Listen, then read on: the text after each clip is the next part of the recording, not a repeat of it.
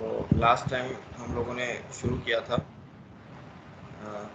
Coupled harmonic oscillation जो है motion discuss की थी। उसमें नॉर्मल कोऑर्डिनेट्स जो है उनकी बात की थी। तो वहाँ पे मैंने फोर्स मेथड यूज़ किया था। आज आप लोगों को लैग्रेंजियन या एनर्जी मेथड के थ्रू बताऊंगा किस तरीके से आप लोग प्रोसीड कर सकते हो। तो ये दो मेथड हम लोग यूज़ करेंगे, एक में फोर्स मेथड है और एक में एनर्जी या लैग्रेंजियन मेथड। लैग्रेंजियन मेथड जो है वो थोड़ा सा मेरा ख्याल है रिलेटिवली सिंपल है। आप लोग देखो किस तरीके से हम यूज़ कर सकते हैं। तो टू कपल्ड हार्मोनिक ऑसिलेटर्स जो हैं वो हम कंसिडर करते हैं। M1 M2 मैसेज हैं, इक्वल हैं। स्प्रिंग कांस्टेंट कापा 1 कापा 2 इक्वल है, कापा के बराबर। और दरमियान में एक स्प्रिंग है जो कपलिंग प्रोवाइड कर रहा है कापा 1 2। और M1 जो है वो अगर डिस्प्लेस होता है X1 और M2 जो है वो X2 डिस्प्लेस होता है, तो इसके लिए हम काइनेटिक एनर्जी और पोटेंशियल एनर्जी लिखेंगे। तो सबसे पहले kinetic energy, the kinetic energy of the system is this. ये आसान है कि इसकी आपने काइनेटिक एनर्जी लिखनी। ये X1 डिस्प्लेस है, इसका टाइम डेरिवेटिव इसकी वेलोसिटी बन जाएगी, स्पीड बन जाएगी, ये वेलोसिटी बन जाएगी, इसका स्क्वायर किया half m x1 dot square. और इसी तरीके से सेकंड मैथ्स के लिए half m x2 dot square. तो काइनेटिक एनर्जी बहुत आसानी से लिख ली आपने। और ये काइनेटिक एनर्जी कंट्रीब्यूट करेगी एक्सेलरेशन टर्म में, इक्वेशन ऑफ मोशन में। तो ज़्यादा जो मतलब काइनेटिक एनर्जी वाला पार्ट तो बहुत आसान है। असल जो पार्ट है वो है पोटेंशियल एनर्जी का। वो थोड़ा सा बस आप कह सकते हो कि थोड़ी सी इसमें जो अगर कोई थोड़ी सी परेशानी या मुश्किल पेश आ सकती है वो पोटेंशियल एनर्जी है, लेकिन वो भी इतनी मुश्किल नहीं है। पोटेंशियल एनर्जी में अब आपने ये बात जहन में रखनी है कि पोटेंशियल एनर्जी स्टोर होती है स्प्रिंग में। ठीक है, 3 स्प्रिंग है तो आपने 3 टर्म्स जो है वो लिखनी है। ये स्प्रिंग जो है ये कितना अपनी मेन पोजीशन से जो है वो डेविएट कर रहा है, स्ट्रेच हो रहा है या कंप्रेस हो रहा है, ये वाला कितना हो रहा है और ये कितना हो रहा है। तो सबसे पहले अगर आप इसको देखो तो ये जो है ये लेट से स्ट्रेच हो रहा है x1, तो इसके लिए आप लिखोगे हाफ कापा x1 स्क्वायर। तो कापा इस स्प्रिंग का, तो ये पोटेंशियल एनर्जी इसमें स्टोर होगी। और ये वाला जो है इसी तरीके से लास्ट वाला, इसमें हाफ कापा x2 square.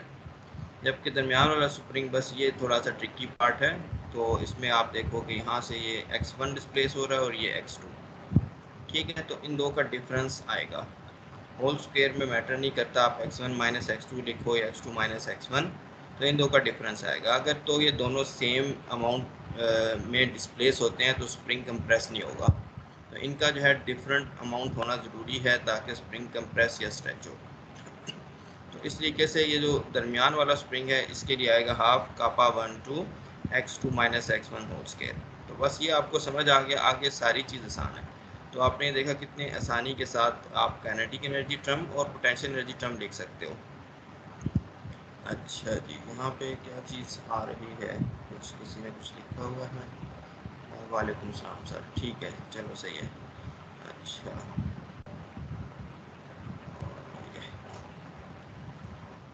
Potential energy term को का स्क्वायर था उसको ओपन कर लिया, तो इसमें x1 स्क्वायर की टर्म आएगी जो इसके साथ कंबाइन कर ली फर्स्ट टर्म के साथ। फिर x2 स्क्वायर की टर्म आएगी, वो कंबाइन कर लिया आपने x2 के साथ, और फिर क्रॉस टर्म आएगी वो अलग से लिख ली। ठीक है, ये चीज़ हो गई। और अब आगे क्या करना है, आगे जो है जो चीज़ है वो आपने, अच्छा मैंने उसको डिलीट हो गया, एक मिनट मैं देख लेता हूँ।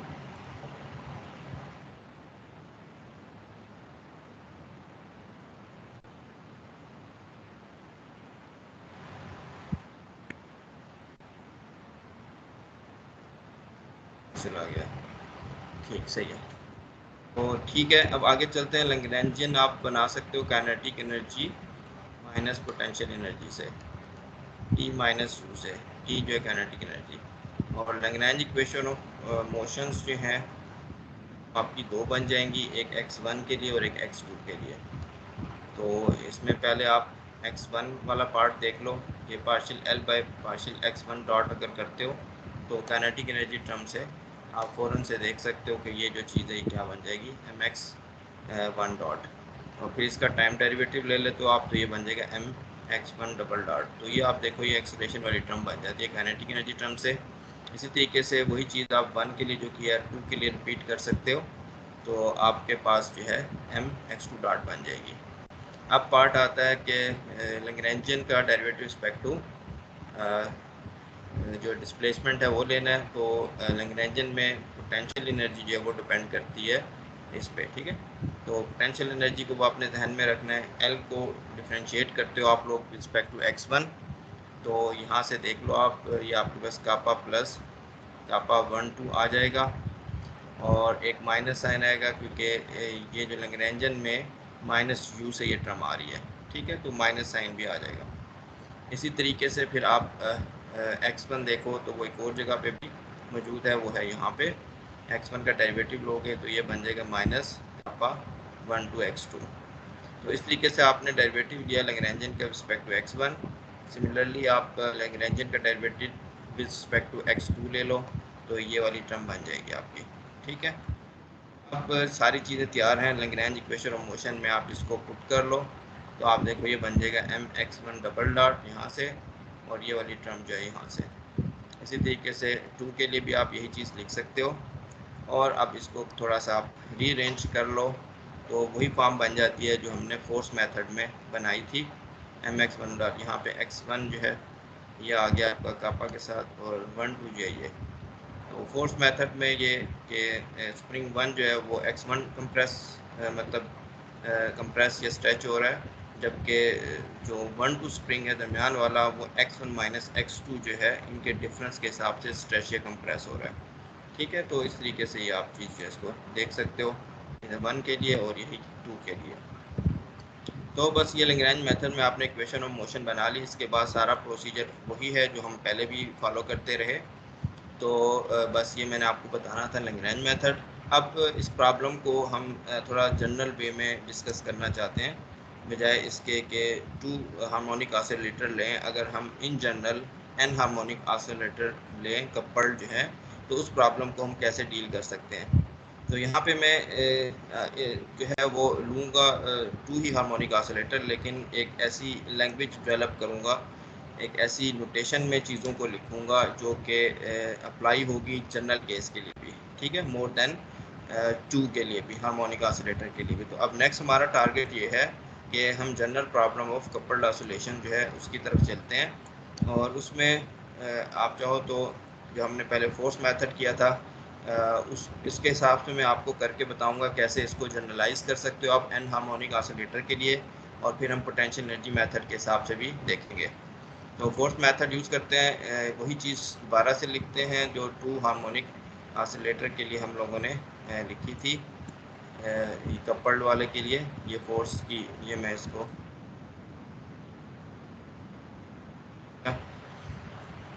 अच्छा, अब आपके पास यहाँ पे 2 इक्वेशन बन जाती हैं, ठीक है। इनको मैं थोड़ा सा ऐसी फॉर्म में लिखना चाहता हूँ तो जनरलाइज की जा सके थोड़ी एन हार्मोनिक ऑसिलेटर के लिए, ठीक। तो इसमें थोड़ी सी हमें कुछ हम मैट्रिक्स नोटेशन जो है वो यूज़ करेंगे। अब यहाँ पे x1 x2 है, तो यहाँ पे मैं एक चीज़ जो है वो डिफाइन कर लेता हूँ, x कॉलम मैट्रिक्स जो है। अच्छा, तो इसको किस तरीके से लिखा जाएगा,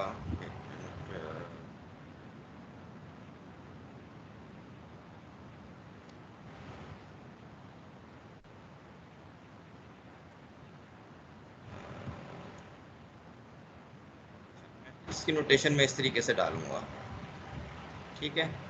ये x के नीचे जो अगर बार लिखूंगा इसका मतलब होगा कि ये मैट्रिक्स है, ठीक है। इसका मतलब क्या होगा, इसका मतलब जो है वो यहाँ पे किस तरीके से यहाँ पे आएगा x और ये 1 यहाँ पे आएगा x, ये 2। एक चीज़ मैंने कॉलम वेक्टर जो है वो डिफाइन किया, जिसका फर्स्ट कंपोनेंट x1 है, दूसरा कंपोनेंट x2 है। ठीक हो गया। इसके बाद एक और चीज़ जो है वो मैं डिफाइन करता हूँ, और वो है मैथ मैट्रिक्स। और इसको तरीके से करते हैं, और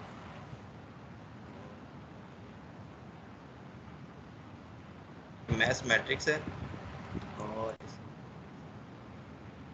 इसको जो है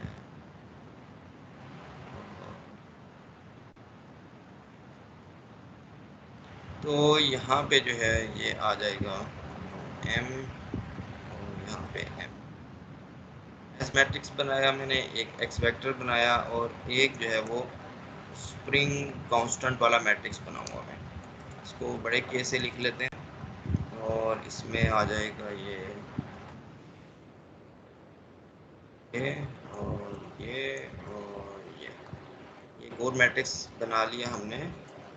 और अच्छा, इधर वाले में ज़ीरो नहीं डाले मैंने। अच्छा, ये ज़ीरो हो गया, ये भी ज़ीरो हो गया। ठीक हो गया। इसके अंदर भी ये हो गया और ये हो गया। अच्छा, इसके अंदर क्या क्या लिखा जाएगा? इसके अंदर जो है पापा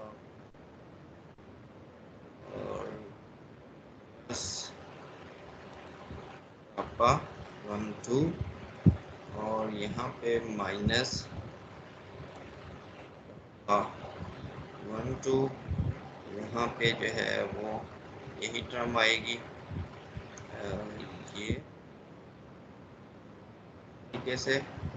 और इसके बाद यहाँ पे जो है वो माइनस पापा 1 2 जो है ये। ठीक है, अभी 3 मैट्रिसेस बना लिए, एक कॉलम मैट्रिक्स है, बाकी 2 जो है स्क्वायर मैट्रिक्स है।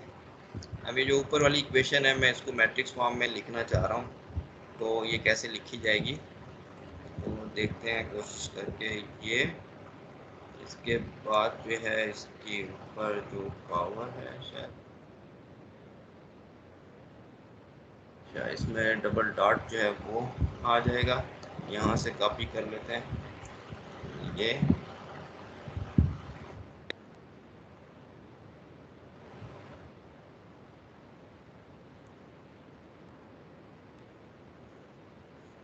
के बाद इक्वल्स टू, और यहाँ पे एम मैट्रिक्स भी आ जाएगा। ये ठीक है, और यहाँ पे आपके पास आ जाएगा माइनस ये मैट्रिक्स, और यहाँ पे अच्छा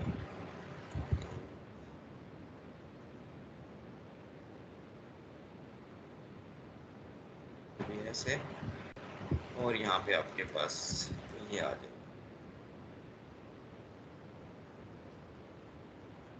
तो इन मैट्रिक्स फॉर्म जो है हम कह सकते हैं, ये मैट्रिक्स फॉर्म में हमने इन इक्वेशन को इस तरह लिख लिया।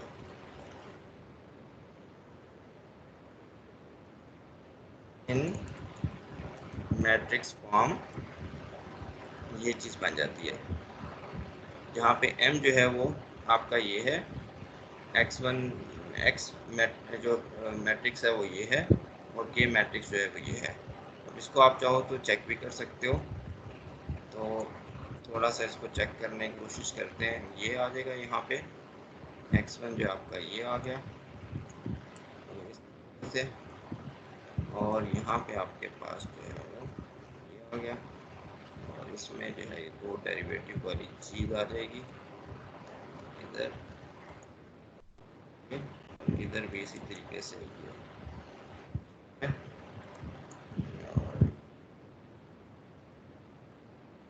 तो ये जो ऊपर वाली इक्वेशन है इसको हमने ऐसे लिख लिया। अब इसको आप आराम से चेक कर सकते हो। एक मिनट, यहाँ पे एक और कुछ मैंने मिस कर दिया, वो मैथ्स मैट्रिक्स जो है। ठीक,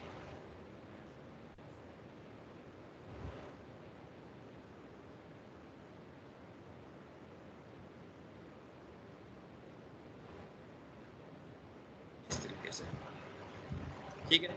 अब लेफ्ट हैंड साइड आप आराम से देख सकते हो कि ये मैथ मल्टीप्लाई होगा x1 डबल डॉट से और 0 इससे, तो यहाँ पे mx डबल, ठीक है, डबल डॉट आ जाएगा।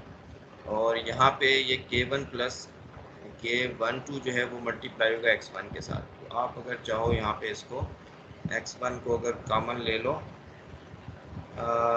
तो ये बन जाएगा इस तरीके से। इसको हम ऐसे कर देते हैं, यहाँ पे प्लस आ जाएगा और यहाँ पे आपका, ठीक है, और यहाँ पे माइनस। पहली वाली आपकी इक्वेशन आराम से बन जाती है। m को x1 डबल डॉट से मल्टीप्लाई किया, ये बन गया कापा 1 प्लस कापा 2 को इससे, यहाँ पे एक माइनस साइन भी था बाहर, ठीक है, जो ये था, तो ये इसके साथ, और माइनस कापा 1 टू x2 के साथ, तो ये बन गया। इसी तरीके से सेकंड देख लो आप, इसको भी हम इस तरीके से लिख सकते हैं। x2 को आप उधर ले जाओ, यहाँ पे ये हो गया प्लस, और यहाँ पे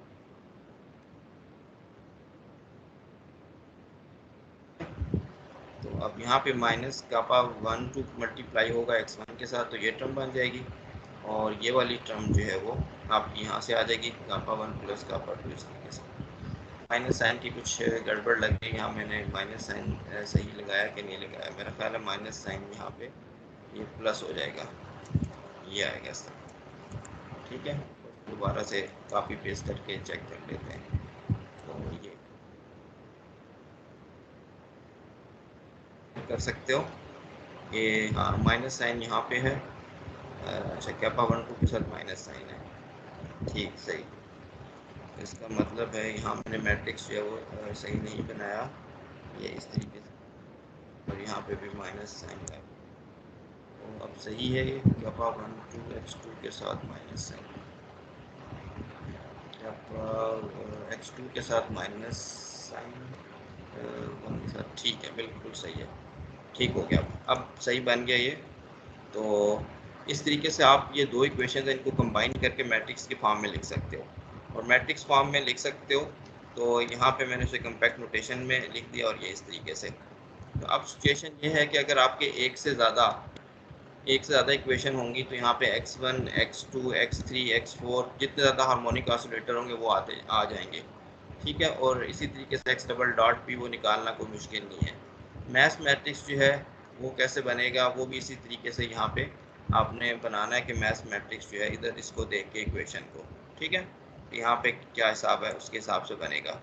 और इसी तरीके से के जो है मैट्रिक्स वो भी बनेगा कि यहाँ पे देख लो आपकी के मैट्रिक्स जो है वो इक्वेशंस जो बनेंगी उसमें फिर आपने ये बनाना है कि x1 के साथ क्या लिखा हुआ है, x2 के साथ, x3 के साथ क्या लिखा हुआ है पहली इक्वेशन में, उनके कोफिशिएंट जो है के मैट्रिक्स जो है वो बना देंगे।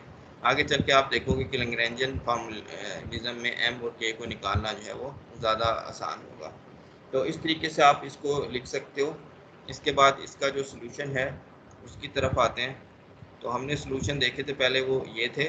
अब इनको मैं मैट्रिक्स फॉर्म में अगर सोल्यूशन को लिखूं तो मैं उसके लिए ये नोटेशन जो है वो यूज़ करना चाहूँगा।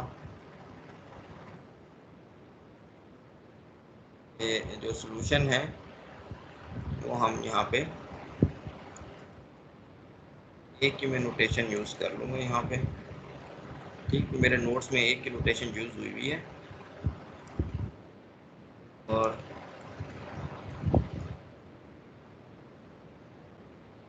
यहाँ पे आपके पास ये एक्सपोनेंशियल फैक्टर, तो प्लस माइनस को मैं अलग नहीं रखूँगा, बस एक ही जो है वो हम प्लस एग्जिस्ट जो है सोल्यूशन को डिस्कस करेंगे, माइनस वाला उसके साथ ही हो जाएगा। तो अब आप देख लो यहाँ पे x1 जो है आपका जो सोल्यूशन बना था फोर्थ मेथड में, मैंने ये सारी डिटेल में बताया था लास्ट लेक्चर में आपको, वो आपका बना था b1 e to the i omega t, वो b1 की बजाय मैंने a1 e to the i omega t जो है वो लिख दिया उसको। और इसी तरीके से जो x2 है, ज़्यादा अच्छा ये है कि यहाँ पे मैं ये भी साथ कॉपी पेस्ट कर दूँ ताकि आप लोगों को समझ आ जाए। तो मैट्रिक्स फॉर्म में इस तरीके से हम लोग लेके चल रहे हैं इस चीज़ को। तो ये दो सोल्यूशन है। यहाँ पहले नोटेशन मैंने B1 B2 की यूज़ की थी और अब जो है उसके बजाय मैंने ये नोटेशन जो है वो यूज़ कर ली। ठीक है, तो इस पार्ट को अब हम जो है वो डिलीट कर देते हैं। ये बन गया आपके पास सोल्यूशन, और सोल्यूशन बन गया। इसमें दो डेरिवेटिव जब आप लोगे तो फिर ये क्या चीज़ जो है वो बन जाएगी, वो आप देख लो। यहाँ पे आपको थोड़ा बहुत अंदाज़ा हो रहा है। एक डेरिवेटिव वाली चीज़ मैं हटा देता हूँ। सोल्यूशन के दो डेरिवेटिव्स लोगे तो यहाँ पे आपके पास एयोटा ओमेगा स्क्वायर वाली टर्म जो है वो आ जाएगी। अब यही चीज़ आप जो है वो मैट्रिक्स फॉर्म में भी लिख सकते हो। ठीक है, तो कंपोनेंट फॉर्म को छोड़ के, तो कंपोनेंट फॉर्म में आप देख लो कि किस तरीके से ये सोल्यूशन, ये जो चीज़ है ये बनेगी। तो यहाँ पे हम कर लेते हैं ये,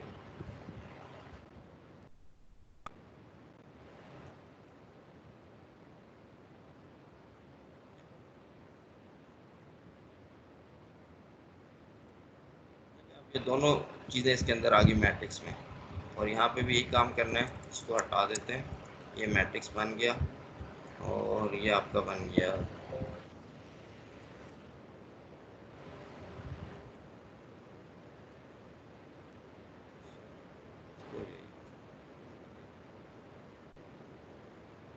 और मैंने प्लस माइनस साइन नहीं, एक साइन बस लेके चलेंगे तो ये चीज़ आपके पास जो है ये बन जाएगी।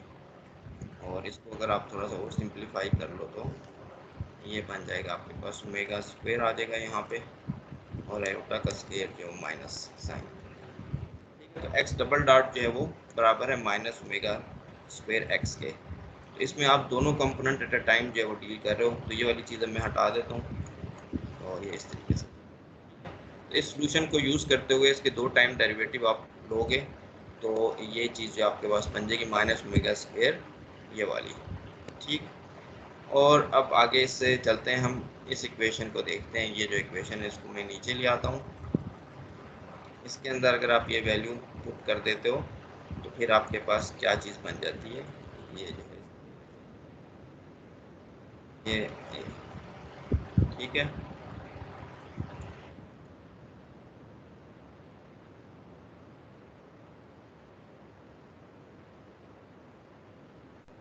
ये वाला पार्ट एम भी आएगा यहाँ पे, वो भी लिख लेते हैं यहाँ पे। एम जो है ये, तो ये आ गया यहाँ पे। ठीक हो गया, तो ये वाली चीज़ अब मैं हटा देता हूँ। अब आपके पास जो आपकी इक्वेशन थी जो मैट्रिक्स फॉर्म में थी वो अब ये बन गई। अब इसको जो है आप आराम से रीराइट कर सकते हो। इसको रीराइट कर लेते हैं और यहाँ पे x कॉमन ले लें। x जो अगर आप कॉमन ले लो तो ये क्या चीज़ बन जाएगी, k को उस साइड से अगर आप उठा के ले आओ, ठीक है, तो माइनस साइन के साथ वो जो है प्लस वाला बन जाएगा यहाँ पे ये, और ये हो गया और ये। तो k minus omega square m x equal to 0। तो ये आपकी क्या बन गई, ये वही चीज़ जो मैंने पहले बताई थी कि आपकी जो आइगन वैल्यू वाली चीज़ है तकरीबन वो बन गई। x1 का अगर आप सॉल्यूशन पुट कर दो a1 a2 में तो फिर ये बन जाती है। अच्छा, यहाँ पे हम जो है इसका भी एक मैट्रिक्स बना लेते हैं a1 a2 का जो है। तो यहाँ पे इस तरह लिख लिया आपने, और यहाँ पे आपको a और a के जो है इसका जो है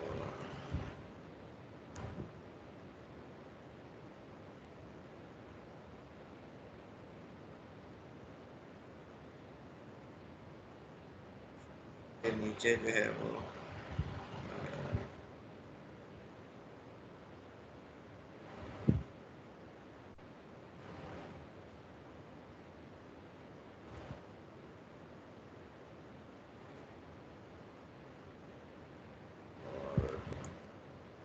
ये ठीक है। तो खैर ये बन गया अब आपके पास। तो ये x कॉलम मैट्रिक्स है, a कॉलम मैट्रिक्स है, और a column matrix a1 a2 के बराबर है। ठीक है, अगर टू कपल्ड ऑसिलेटर है, अदरवाइज जो है वो ये ज़्यादा जनरल सिचुएशन होती है। इसको हम थोड़ा सा अलग से भी लिख लेते हैं, ये चीज़ जो हमने बनाई है।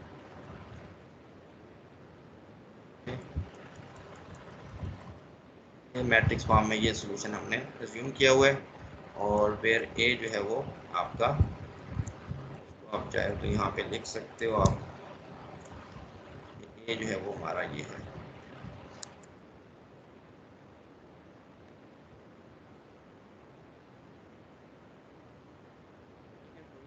मेरी अब बेहतर होगी है लिखने में, तो मैंने कहा इस तरीके से आराम आराम से भी चलते रहेंगे, आप लोगों को समझ आती रहेगी। ठीक, तो वही चीज़ जो मैंने पहले आपको बताई, सारे स्टेप में उनको मैट्रिक्स फॉर्म में कन्वर्ट कर रहा हूँ। यहाँ पे दोनों solution at a time deal हो रहे हैं। यहाँ पे ए मैट्रिक्स बन गया और ए मैट्रिक्स यहाँ पे हमारे केस में 2 ऑसिलेटर हैं तो A1 A2 है।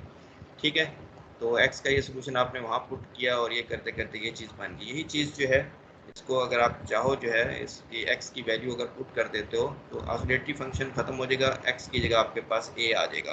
तो यही चीज़ जो है आपकी यहाँ पे हम लिख देते हैं, ये ए के साथ ये आ गया। ठीक है, ए क्या है, A1 A2, जो कि मेरी पुरानी नोटेशन में B1 B2 था। ठीक है, यहाँ पे दोनों solution plus minus at time deal हो रहे हैं तो कोई इतना इशू नहीं है। तो अब आप ये देख लो कि ये जो पहले मैंने इक्वेशन बनाई थी B1 B2 के साथ, वो A1 A2 के साथ ये मैट्रिक्स फॉर्म में मैंने लिख दी है। अब मैं इसको जो है, और यहाँ पे 0 0 कॉलम, इसके नीचे भी हमें वैसे 0 के नीचे वो डाल देना चाहिए।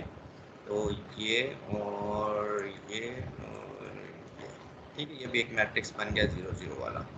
तो जो है यहाँ पे भी इस तरह कर देते हैं। ठीक हो गया, तो अब ये चीज़ मैं हटा देता हूँ, ये मेरे ऊपर नोट्स में मेरे मौजूद है। तो साथ साथ में इन सारी जो स्टेप्स हमने किए थे लास्ट लेक्चर में, उनको मैट्रिक्स फॉर्म में मैं कन्वर्ट कर रहा हूँ। तो अब ये बन गया। अब यहाँ पे आपको नॉन ट्रिवियल सोल्यूशन अगर चाहिए तो अब आपने यहाँ पे जो है ये, वहाँ मैंने पी आई लिखा था, यहाँ पे अब हमारा आप चाहो तो यहाँ पे ये चीज़ आ सकती है कि बी जो ए जो है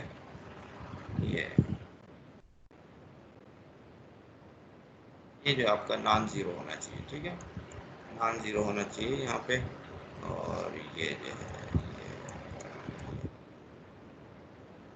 फिर हमें क्या मिलेगा, तो हमें इसका जो है डिटर्मिनेंट वो ज़ीरो करना पड़ेगा, इसका डिटर्मिनेंट। तो अब वो लिख लेते हैं यहाँ पे। तो डिटर्मिनेंट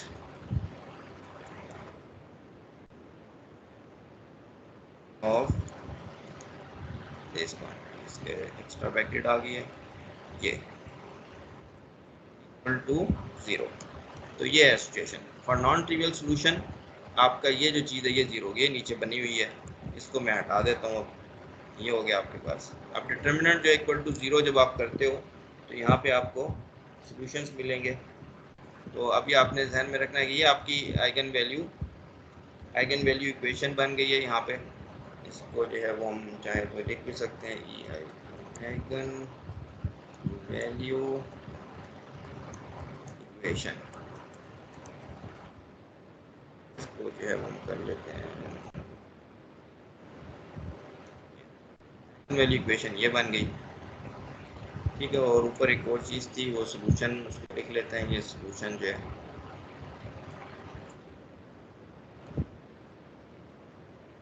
सोल्यूशन जो आपने जो है वो गैस किया है कि वो ये है।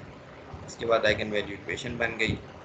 इसके बाद आपने इसके आइगन वैल्यूज़ जो हैं वो निकालनी है, आइगन फ्रिक्वेंसीज जो हैं वो निकालनी है, वो यहाँ से निकलेंगी। ठीक है, आइगन फ्रिक्वेंसीज। तो अब इसको हम लिख सकते हैं, और उनको आप जो है वो करेक्टरिस्टिक फ्रिक्वेंसीज भी कहते हो, आइगन फ्रिक्वेंसीज भी कहते हो। तो वो भी यहाँ पर लिख लेते हैं, आइगन फ्रिक्वेंसीज।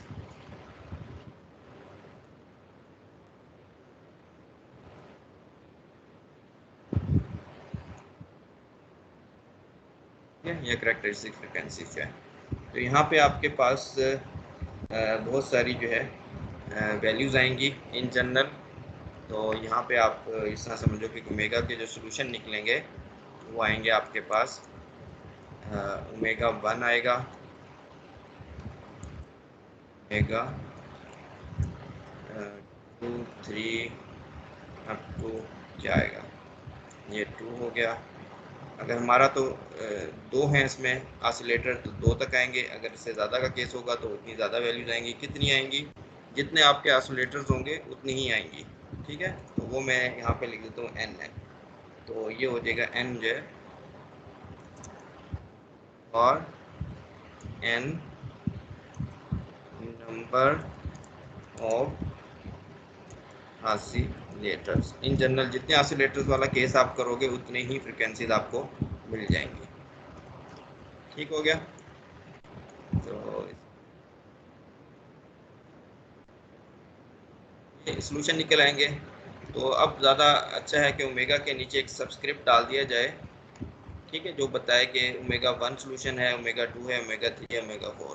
तो यही आइगन वैल्यू इक्वेशन आप इसको जो है दोबारा से भी लिख सकते हो, ये वाला पार्ट। अब यहाँ पे हम इसके नीचे जो है डाल देते हैं एक छोटा सा सबस्क्रिप्ट जो है, सब डाल देते हैं। एक मिनट, इसको मैं ज़रा इसमें ये वाली नोटेशन यूज़ कर लूँ, ये वाली, ये यहाँ पे आर ऊपर स्क्वायर, ठीक है। इसी तरीके से आप यहाँ पे भी डाल लो इसके, ये है आर।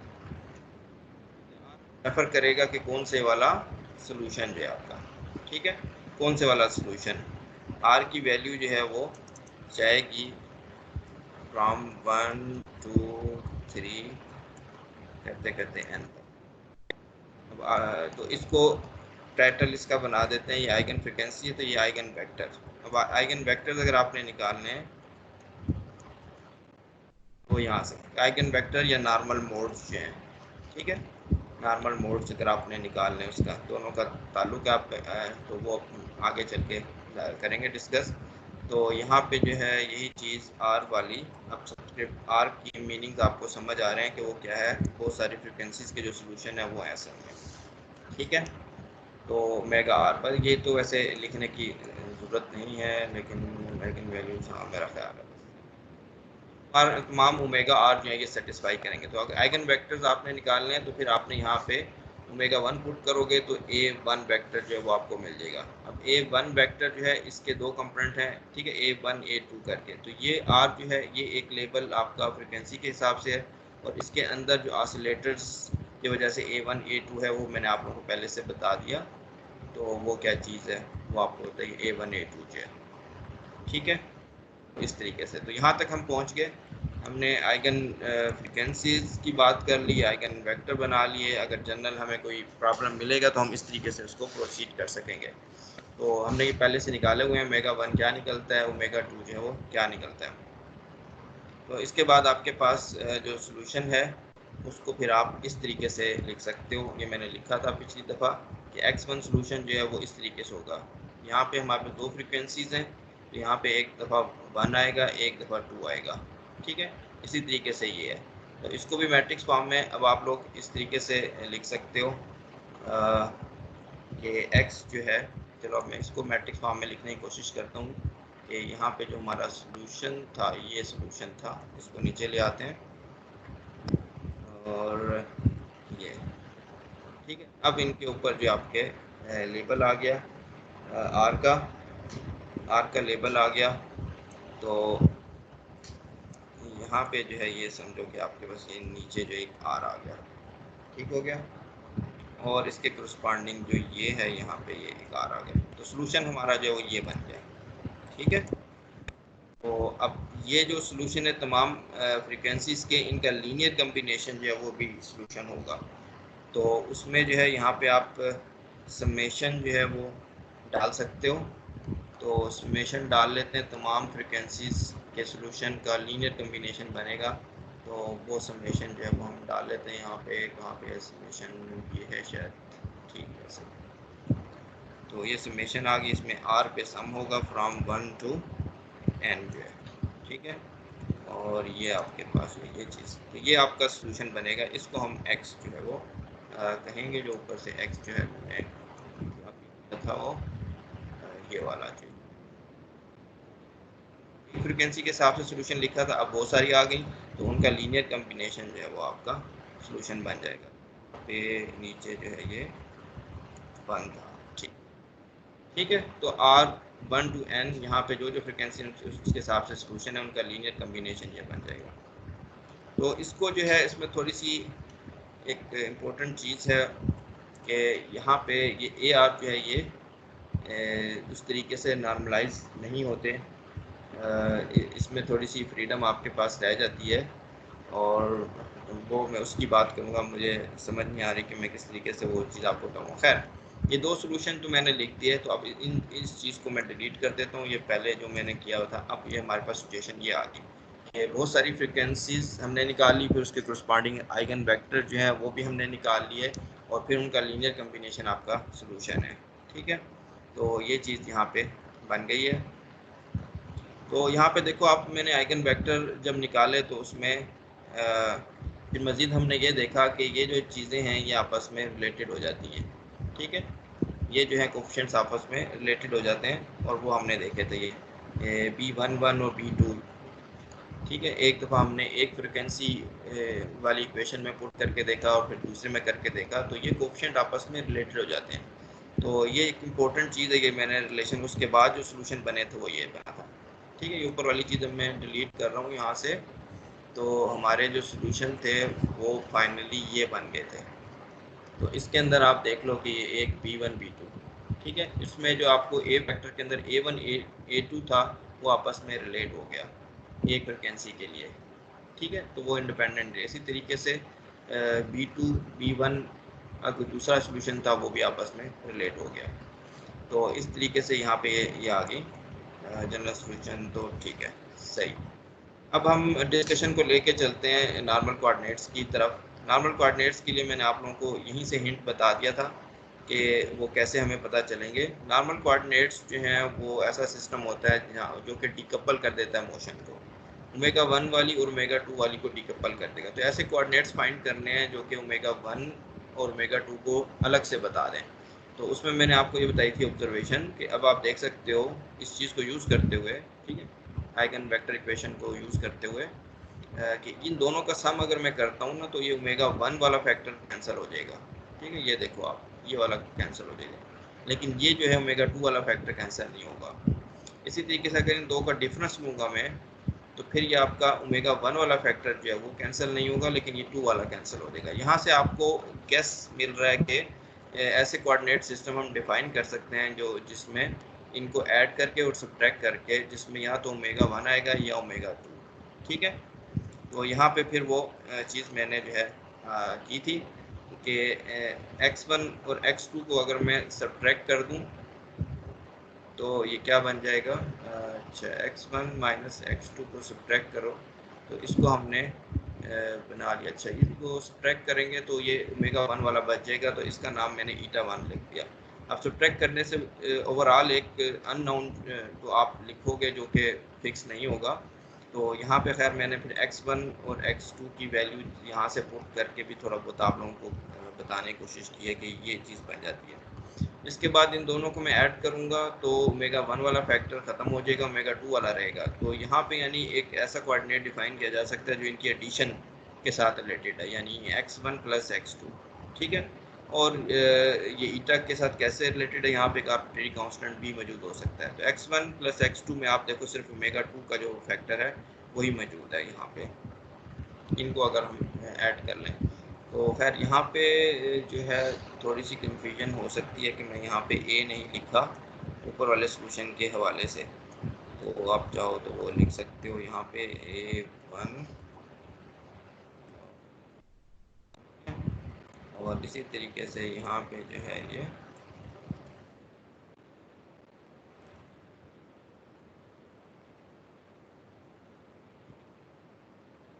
तो समहाउ बस ये चीज़ है यहाँ पे आपके पास कि ईटा 1 जो है इसको आप इस तरीके से लिख सकते हो, e to the omega 1t, और e टू दी, हाँ, और ईटा 2 जो है इसको इस तरह लिखा जा सकता है। इसकी मैं एक मैट्रिक्स, इस मैट्रिक्स नोटेशन तो नहीं कहना चाहिए इसको, जो हम इसको थोड़ा सा मैं कम्पैक्ट फॉर्म में लिखने की कोशिश करूँ अगर, तो ये क्या बनेगा, ये ईटा बन गया, इसके नीचे मैं आर लिख लेता हूँ। ठीक है, इसको मैं लिख लेता हूँ कि यहाँ पे कुछ समझो आप, बस मैं एक फ्रीक्वेंसी के हिसाब से बात करूँगा, आप इसको अभी भूल जाओ माइनस को, कि एक प्लस फ्रीक्वेंसी के हिसाब से क्या सिचुएशन होगी। तो यहाँ पे हम इसको इस तरीके से अगर लिख लें कि यहाँ पे एक छोटा p, मैं नई नोटेशन इंट्रोड्यूस कर रहा हूँ, उसके नीचे r, और यहाँ पे ये एक्सपोनेंशियल फैक्टर बस।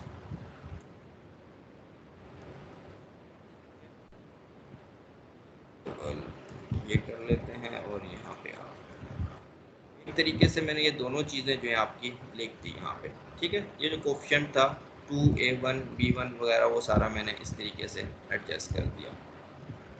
तो और यहाँ पे e to the iota omega r t, तो यहाँ पे अगर 1 होगा यहाँ पे 1, और यहाँ पे कोई कोफिशिएंट b1 होगा, यहाँ पे 2 होगा, यहाँ पे 2, तो यहाँ पे 2 होगा, ठीक है। तो ये चीज़ है यहाँ पे। कुछ मैंने ये मज़ीद कैलकुलेशंस वगैरह भी की थी बताने के लिए, वो खैर मैंने पुराने जो लास्ट लेक्चर उसमें ये मैंने डाल दी है। तो बस इसको मैं थोड़ा स्किप ही कर देता हूँ, ये जो चीज़ है यहाँ वाली है, ताकि चीज़ें ज़्यादा कंफ्यूज ना हो जाएं। ये जो है ये भी स्किप हो गया, और ये वाली चीज़ है ये भी स्किप हो गई। तो अब थोड़ी सी एक चीज़ ऐसी है, थोड़ी काइंड ऑफ टेक्निकल सी, आप उसको समझ लो कि अब ये जो सोल्यूशन है इसमें आपके पास यहाँ पे x1 x2 मौजूद है, ठीक है, x1 x2 ये वाले, और मैं चाह रहा हूँ इसको ईटा की टर्म में लिखना, यानी ये जो रिलेशन है इसको आप इन्वर्ट करके भी लिख सकते हो। मैंने जो डिलीट कर दिया वो असल में उसकी इन्वर्जन थी, ठीक है।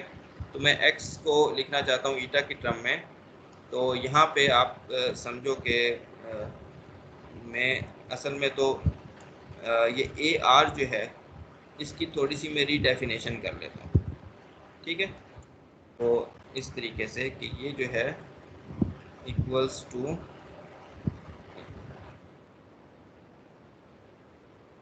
मैं ऐसे लिख लूँ कि यहाँ पे एक बी नीचे आर, ये कांस्टेंट है, इसको मैं प्रोडक्ट ऑफ टू कांस्टेंट भी लिख सकता हूँ। यहाँ पे आप चाहो तो एक प्राइम डाल दो इस तरह करके, ठीक है, बाय प्राइम। तो ये हो गया कि ए आर को मैंने लिख दिया b r into a r prime. तो लिख सकता हूँ एक अननाउन को जो है वो टू अननाउन्स के प्रोडक्ट के फॉर्म में लिख सकता हूँ, ठीक है। लेकिन मैंने आगे यही रिलेशन यूज़ करना है थ्रू आउट दिस लेक्चर और बाद में भी, तो मैं बार बार प्राइम नहीं डालना चाहता, ठीक है, मैं बार बार प्राइम नहीं डालना चाहता। तो मैं इसको अगर इस तरह लिख लूँ तो आपको कोई इतराज़ तो नहीं है, इसमें एरो डाल लेते हैं ये, ठीक है। इसके क्या मैं कहूँ कि x1 का सोल्यूशन जो है वो ये है, मैं कहूँगा x1 का सोल्यूशन जो है वो ये है, और मैं प्राइम नहीं लिखूँगा। तो इफेक्टिवली मैंने ए आर जो है इसको रीडिफाइन कर दिया, इसमें से एक और कांस्टेंट निकाल दिया, ठीक है। इस तरीके से निकाल दिया कि मैं अभी आगे चल के आपको बताऊंगा कि मैं इस पे अपनी तरफ से अपनी मर्जी की कुछ कंडीशंस लगाऊंगा, नॉर्मलाइजेशन कंडीशंस। नॉर्मलाइजेशन कंडीशंस जो हैं जब लगाऊंगा तो ये constant in some sense fix हो जाएंगे, ठीक है। तो इसके अंदर जो आर्बिट्रेरीनेस है वो सम वे मैंने इसके अंदर जो है वो डाल दी भी, ठीक है। अब ये जो मेरा ए आ रहा है ये मेरी मर्जी से फिक्स हो जाएगा, और क्योंकि ये तो अननाउन था तो वो जो चीज़ मेरी मर्जी से फिक्स नहीं होगी वो मैंने इसके अंदर डाल दी, ठीक। तो आगे चल के थोड़ा सा आपको ये चीज़ समझ आ जाएगी कि ये ए आर जो ये वाला है ये नॉर्मलाइज्ड है, ठीक है, बाय सम कंडीशन जो कि मैं अभी आगे डिफाइन करूँगा। अच्छा, ये आपका बन गया ये, और अब जो है मैं इस चीज़ को फॉलो करते हुए यहाँ पे एक्स को हम लिखते हैं ये, ठीक है। ये अभी थोड़ी देर में ये चीज़ जो आपको क्लियर हो जाएगी। अब मैंने जो लीनियर सोल्यूशन लिखा है वो इस तरीके से लिखा है, और इसके अंदर आप अगर ये ईटा वाली डेफिनेशन यूज़ कर लेते हो तो ये फिर आपका जो है ये बन जाएगा। अच्छा, ये क्या बन जाएगा इसमें, ठीक सही, ये चीज़ बन जाएगी यहाँ पे,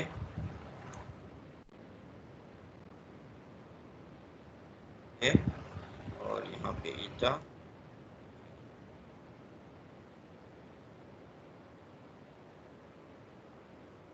ये चीज़ बन गई। इसमें जो बी आर वाला पार्ट है और e to the i omega r t वाला पार्ट है वो यहाँ पे आ जाए, ठीक। और ये जो है ये, तो ये रिलेशन है जनरल, जिसमें आप x को इन टर्म्स ऑफ जो है नॉर्मल कोऑर्डिनेट्स लिख सकते हो, और नॉर्मल कोऑर्डिनेट्स को इन टर्म्स ऑफ x लिख सकते हो, यानी x1 x2 के, जो कि मैं आगे चल के आप लोगों को बताऊंगा किस तरीके से ये हम चीज़ें निकालेंगे। यहाँ जस्ट मैं एक जनरल नोटेशन बना रहा हूँ, ठीक है, थोड़ा सा आप लोगों को वो उस एग्जांपल जो टू ऑसिलेटर सिस्टम के उसको यूज़ करते हुए। तो यहाँ पे अब रिलेशन आ गया हमारे पास इस किस्म का। और अब आप देख सकते हो इसको कि अगर यहाँ पे आप 2 टाइम डेरिवेटिव लोगे तो ये सिचुएशन जो है यहाँ पे क्या बनेगी। तो इसको हम नीचे ले आते हैं। इसके अगर आप 2 टाइम डेरिवेटिव लेते हो तो क्या बनेगा। 2 टाइम डेरिवेटिव ऊपर से मैं कॉपी पेस्ट कर लेता हूँ यहाँ से ऊपर से।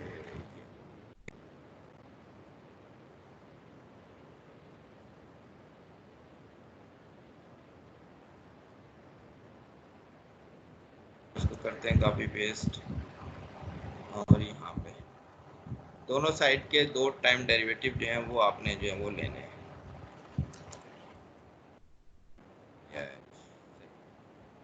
ठीक है, और सबस्क्रिप्ट में और 2 डेरिवेटिव आपने लिए तो यहाँ आपको क्या मिलेगा।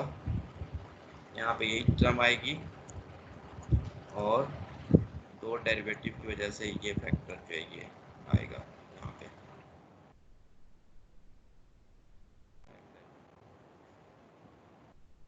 ये सारा फैक्टर आपका ईटा बन जाएगा।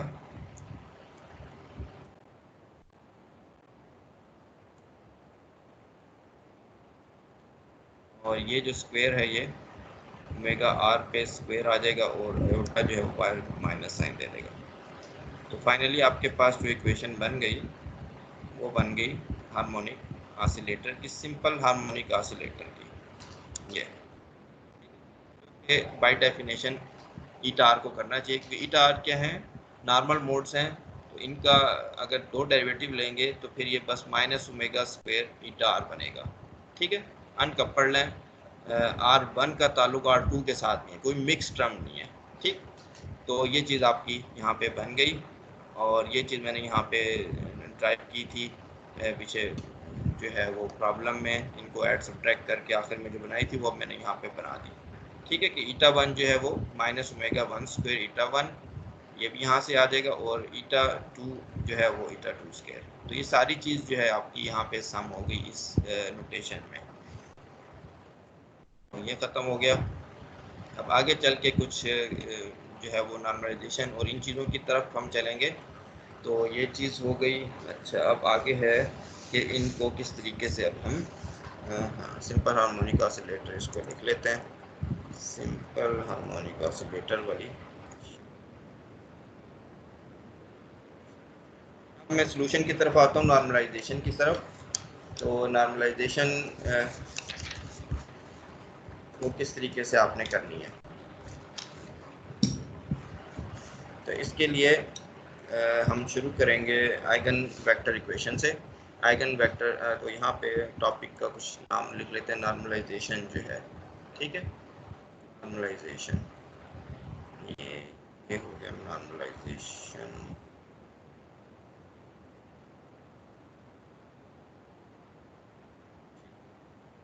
एक कॉपी पेस्ट करते हैं आइगन वैल्यू इक्वेशन को। ये है हमारे पास eigenvalue equation eigenvector के हवाले से। तो आइगन वेक्टर जो आप निकालते हो ना वो ओवरऑल फैक्टर उनका नॉर्मलाइज नहीं रहता। ठीक है, जैसे कि आपने देखा भी ऊपर B1 B2 था वो ओवरऑल नॉर्मलाइज रहता, उसको अब हम अपनी तरफ से कुछ कंडीशन लगा के नॉर्मलाइज करेंगे। ये चीज़ इतनी ज़रूरी नहीं है। ठीक है, कि नॉर्मलाइजेशन जो है वो आप क्या कैसी चूज़ करते हो वो एक लिहाज से, बस इससे ऊपर वाला पार्ट जो है वो ज़्यादा इम्पोर्टेंट है। तो अब ये इक्वेशन है आपके पास, इसको मैंने लिखा हुआ है। ठीक है, मैट्रिक्स फॉर्म में आप समझो। इसको मैं मल्टीप्लाई करता हूँ इधर से और इधर से एक और वेक्टर से। ए आर है, इधर मैं मल्टीप्लाई करता हूँ इसको ए एस से। ठीक है, ए एस। तो और इसके ऊपर जो है वो आप ट्रांसपोज भी जो है वो ले लो आप इस तरीके से, ए एस का ट्रांसपोज जो है। ठीक है, तो ये आप देखो ये 2x2 मैट्रिक्स है पूरी चीज़, ये कॉलम है और ये रो बन जाएगा। ठीक है, इस तरीके से इस पूरी इक्वेशन को मैंने मल्टीप्लाई कर दिया इस तरीके से। तो एक और काम भी करेंगे, यही काम हम कर लेते हैं इस तरीके से कि पहले जो इक्वेशन आर के साथ लिखी हुई है इसकी बजाय मैं एस लिख लेता हूँ। ठीक है, और यहाँ पे जो है हम आर कर देते हैं। ये दो काम कर लिए। तो इसको जो है थोड़ा सा सिंप्लीफाई कर लेते हैं। कॉपी पेस्ट करके यहाँ पे उन चीज़ों को तेज़ी के साथ करना आसान है। मैथमेटिक का में एक ये बन गया, ये हो गया। तो इसमें ये जो चीज़ है इसको और अंदर ले आता हूँ मैं,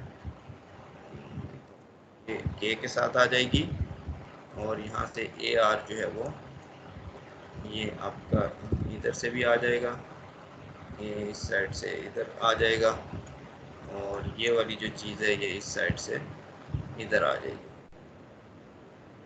हो गया, ये मैंने सारा मल्टीप्लाई कर दिया दोनों साइड से।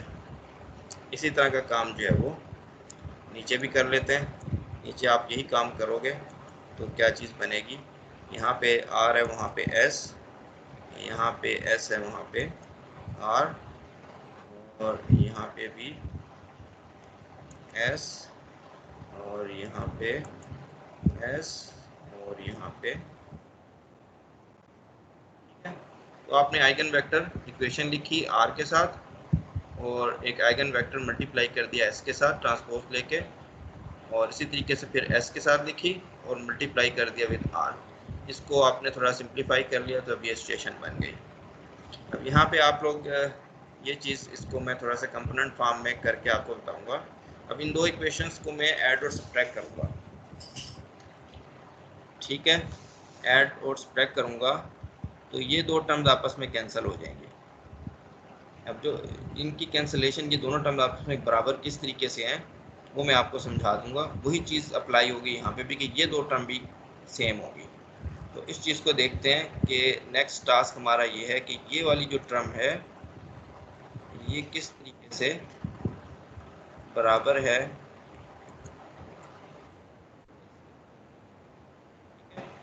ये कैसे बराबर है इसके, इस चीज़ को हम थोड़ा समझने की कोशिश करेंगे।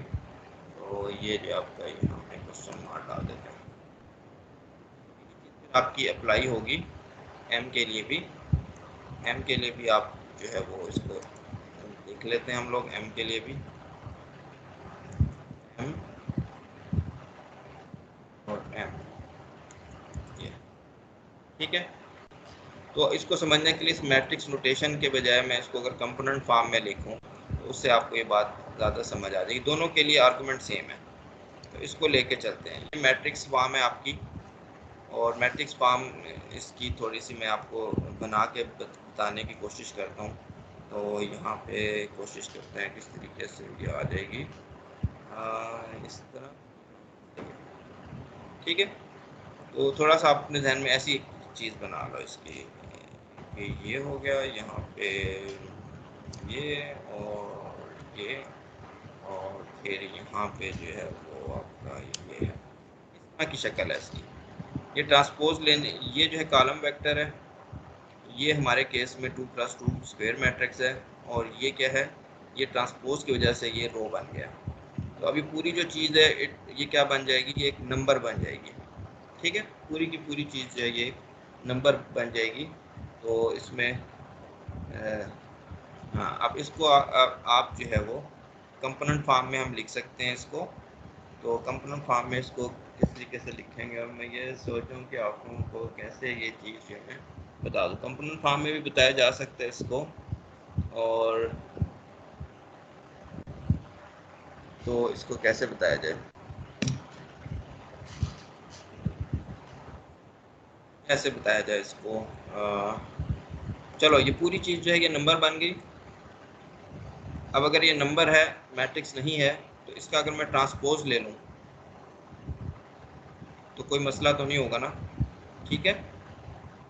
ले लें इसका ट्रांसपोज पूरी चीज़ का जो है, इस वो लिखते हैं 1, और ये पूरी चीज़ जो है इसका मैंने ट्रांसपोज ले लिया। नंबर का ट्रांसपोज डजंट मैटर, ठीक है।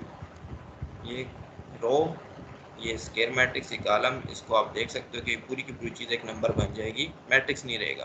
तो एक नंबर का ट्रांसपोज ले लो या ना लो कोई फ़र्क नहीं पड़ता, लेकिन इससे हमारी आइडेंटिटी प्रूव हो जाएगी। अब ट्रांसपोज अगर आप अंदर अप्लाई करोगे तो क्या करोगे, ट्रांसपोज में ये होता है कि इसका ट्रांसपोज आएगा, ये सबसे पहले आ जाता है, ये पूरी जो इसकी अरेंजमेंट है वो रिवर्स हो जाती है। इसका ट्रांसपोज आएगा, फिर इसका आएगा, फिर इसका आएगा। ठीक है, तो ये बात समझ आ रही है आप लोगों को। अब ये ऑपरेशन में इसके साथ कर लेता हूँ यहाँ पे। यही चीज़ जो है कि ये जो चीज़ है ये बराबर है इसके होल के ट्रांसपोज के। होल का ट्रांसपोज ले लिया मैंने क्योंकि ये एक नंबर है। ये जो आपको समझ आ गई कि ये नंबर है तो इसका ट्रांसपोज लिया जा सकता है। अब ये जो चीज़ है ट्रांसपोज आप इन पे अप्लाई कर दो। इसमें ये जो ट्रांसपोज है सबसे पहले जो है वो आपका इस पे अप्लाई होगा आर पे, फिर उसके बाद ट्रांसपोज जो है वो अप्लाई होगा के पे, सबसे आखिर में ये अप्लाई होगा एस ट्रांसपोज पे। ठीक है, और इसका ऑर्डर जो है वो चेंज हो जाएगा ऐसे। ठीक है, तो ट्रांसपोज इस पे, फिर इस पे और फिर इस पे। अब यहाँ पे आप देख सकते हो कि ये जो चीज़ है ये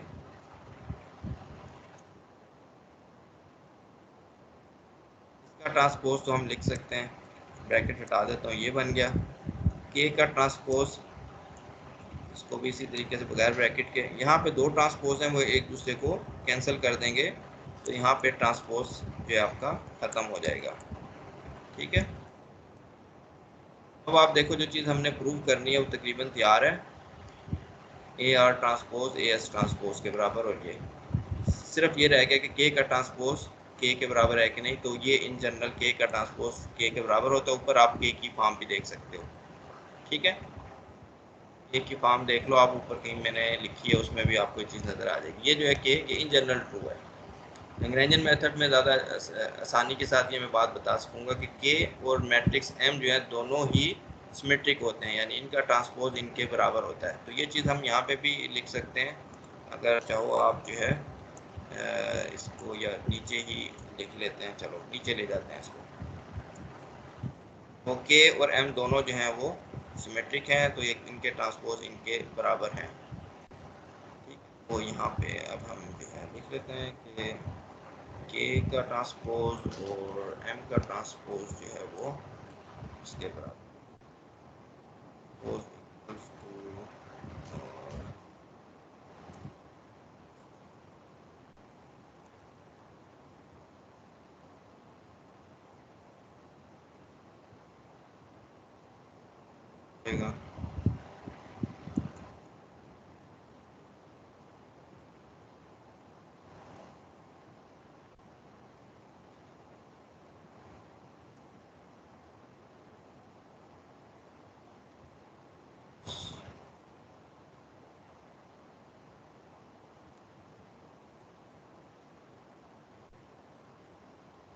अच्छा, तो बस ये अब बराबर हो गया। फिर सिमिलरली जो है, सिमिलरली आप कह सकते हो कि ये जो टर्म है ये भी आपस में बराबर है।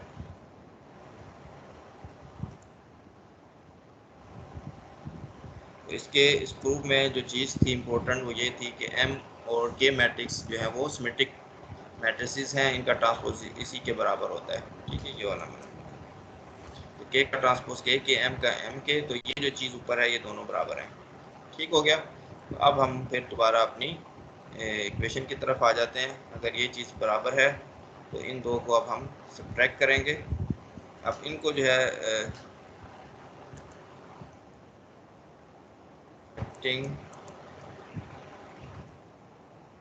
इक्वेशंस, ठीक है, इनको अगर आप सब्ट्रैक्ट करोगे अब फिर आपको क्या मिलेगा, तो ये जो है ये तो कैंसिल हो जाएगी। फर्स्ट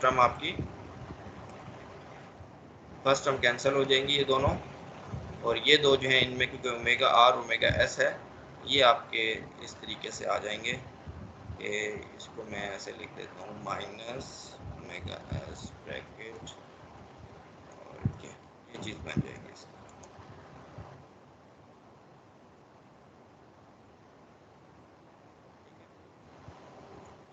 आपके जो जीरो था वो भी थोड़ा सा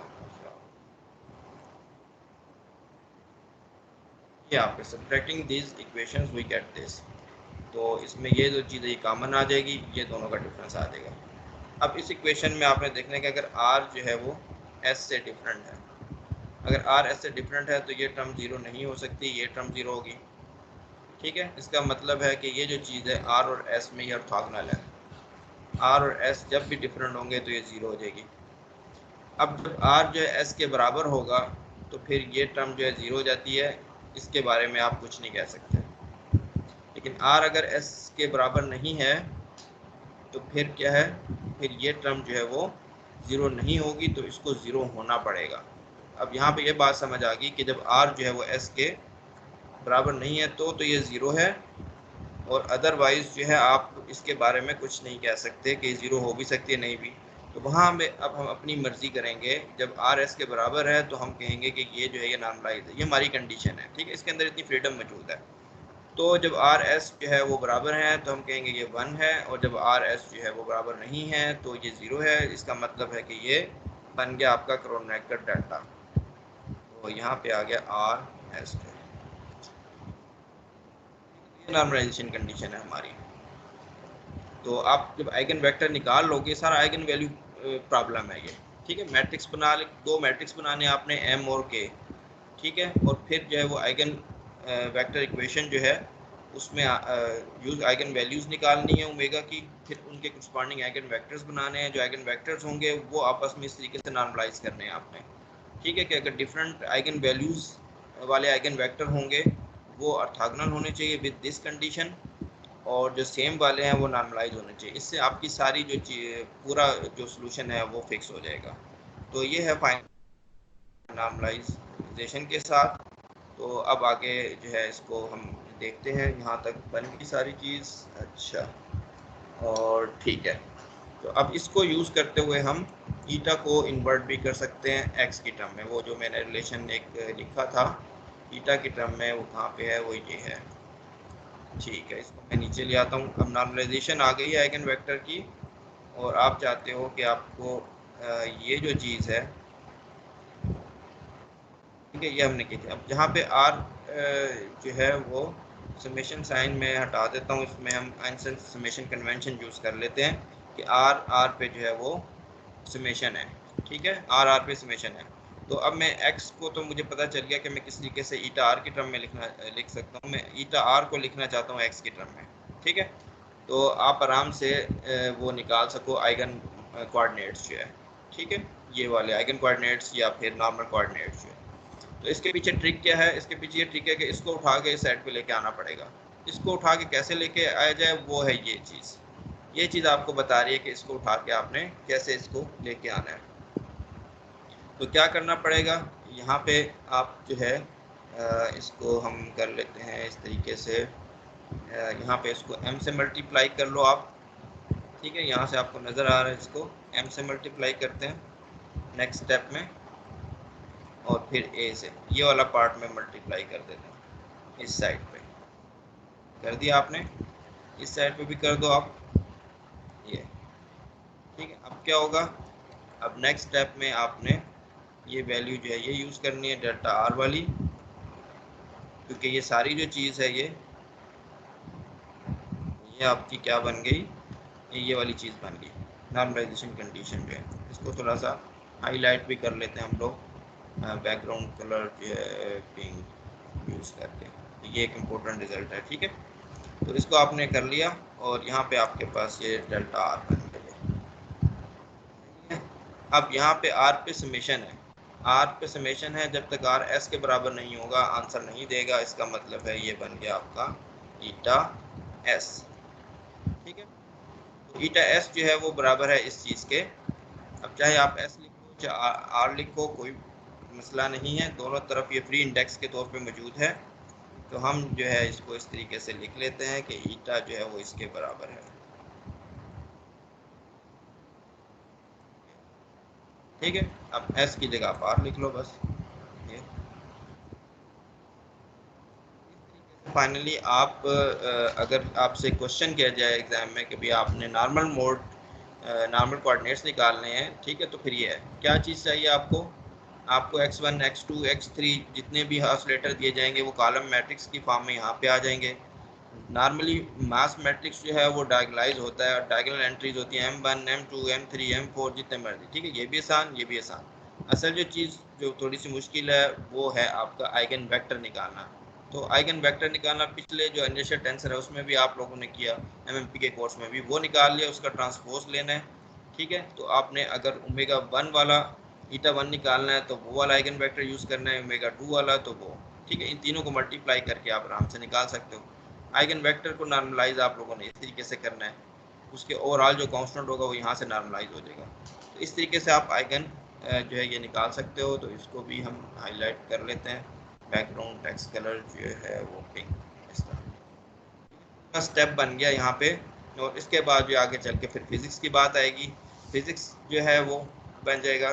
तो कितने इसके स्टेप बन गए, स्टेप जो है थोड़े से हम इसको एक तरह से समरी बना लेते हैं। ठीक है, इसकी तो समरी जो है समरी कर लेते हैं इसकी यहाँ पे, ताकि चीज़ सारी जो है वो अभी तक जो हमने की वो समझ आ जाए हमने क्या क्या किया हमने। तो समरी समरी ये है कि सबसे पहले आपने किसी तरीके से क्या फाइंड करने हैं। ये हो गया, ये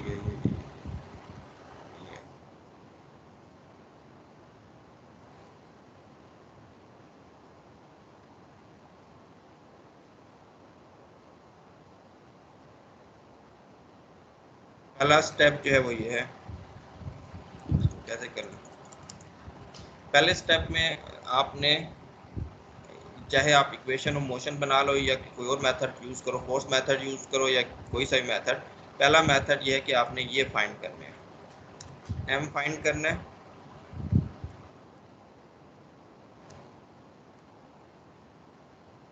और ये फाइंड करना है। पहला स्टेप ये है आपका। कैसे फाइंड होगा वो, इसके लिए एक फोर्स मेथड है और एक और मेथड है वो नीचे भी मैं जिक्र करूँगा उसका। एनर्जी मेथड में कैसे, एनर्जी मेथड में आप देखो फ़ौरन से निकाल लोगे, उसमें इतना मुश्किल नहीं है। तो पहला स्टेप क्लियर, इसमें आपने के और एम निकालना है। अच्छा जी, यहाँ मैंने सारे स्टेप अपने पास लिखे हुए हैं, वो मैं आप लोगों को साथ साथ जो बताता जा रहा हूँ।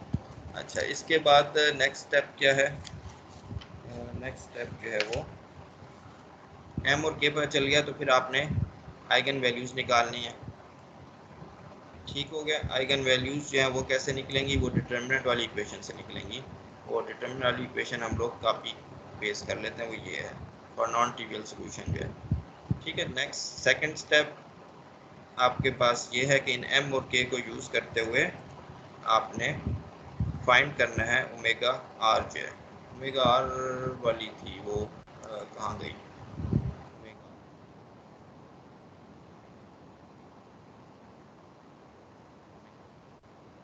वाली जो है वो, ठीक है नहीं लिखी मैंने।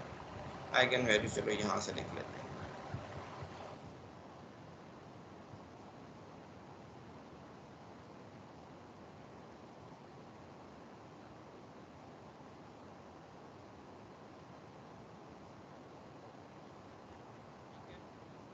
और इसमें आपके पास जो है नेक्स्ट क्वेश्चन जो है वो इस तरीके से बना लेते हैं कि ओमेगा आर जो है वो आपने निकालना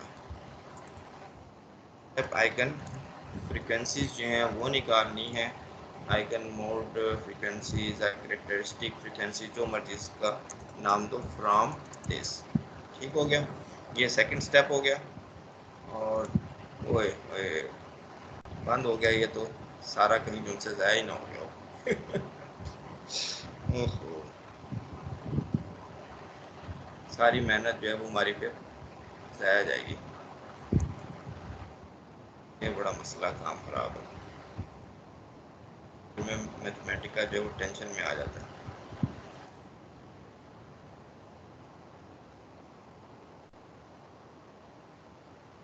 है कि कुछ बच गया या सब कुछ डिलीट हो गया। जो मैंने लिखे थे वो नहीं है इसमें, हाँ एप्स नहीं है, काफ़ी चीज़ें जो है हमारी वो गायब हो गई। ओए होए, ईटा चलो शुक्र है निकला था। समरी से दोबारा से तेज़ी के साथ शुरू करते हैं। तो लगता है नजीबुल्ला जो है वो कुछ दुआएं शुआएं मांग रहा है कि सारा ही डिलीट हो जाए, तो ज़्यादा ना पढ़ा सकें। मैं इतना स्लो चल रहा हूँ, ठीक है, टाइप करने में टाइम लगता है, फिर आप लोग जो है वो आराम से चीज़ को देख सकते हो, डाइजेस्ट कर सकते हो कि किस तरह ये चीज़ जो है वो चल रही है। पहला स्टेप जो था वो हमारा ये है कि एम और के हमने फाइंड करने हैं। दोबारा से चलो इसको रिपीट कर लेते हैं, साथ साथ कोशिश में करूँगा कि ये सेव भी करता रहूँ।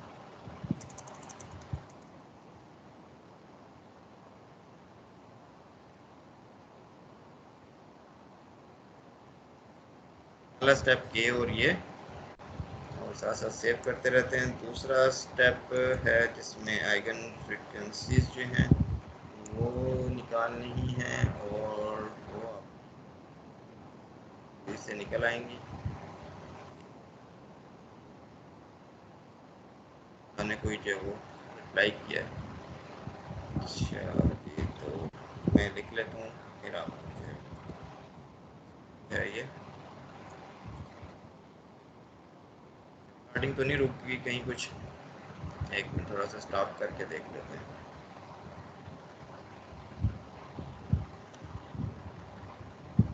अच्छा जी, हाँ, वो कह रहा मैं दुआएं कर रहा हूँ कि ज़्यादा तेज़ी के साथ सर ना चलें। अच्छा, ठीक है, स्लो ही चल रहे हैं इंशाल्लाह, आप लोग जो है का ख्याल करते हुए। तो ये है, इसको आप देख लो, इसमें डिटर्मिनेंट जो है वो 0, ठीक है। तो ये सारा आइगन वैल्यू प्रॉब्लम है, बिल्कुल मैथमेटिकली इस चीज़ को आप देखो तो ये सारा आइगन वैल्यू प्रॉब्लम है। आखिरी पार्ट में आप देखोगे वो फिज़िक्स है ये, ठीक। इसमें आपको क्या निकालना है, इसमें आपको ये निकालना है ओमेगा आर जो है वो इक्वल्स टू क्वेश्चन मार्क जो है, हो गया था, ठीक। ये हटा देते हैं। सेकंड स्टेप, आइगन फ्रीक्वेंसीज या कैरेक्टरिस्टिक फ्रीक्वेंसीज निकालनी है, और कैसे निकाली जाती है, ये डिटरमिनेंट को जीरो करके। थर्ड स्टेप में आपके पास जो है वो आ जाएगा आइगन वेक्टर्स जो है, ठीक है। आइगन वेक्टर्स जो हैं वो आप इस तरीके से निकालोगे, और इसके बाद आइगन वेक्टर्स निकल आए तो फोर्थ स्टेप जो है वो आपका क्या होगा, इन आइगन वेक्टर्स को नॉर्मलाइज करना है। नॉर्मलाइज कैसे होंगे, ये आपकी यहाँ पे इक्वेशन है, इससे नॉर्मलाइज होंगे। आप नॉर्मलाइज कर लो इनको फोर्थ स्टेप में, हो गया, ये नॉर्मलाइज हो गए, आर्थो नॉर्मल बन गए। अच्छा, इसके बाद क्या स्टेप है, सबसे आखिर इसके बाद आप चाहो तो फिर आप ये निकाल सकते हो,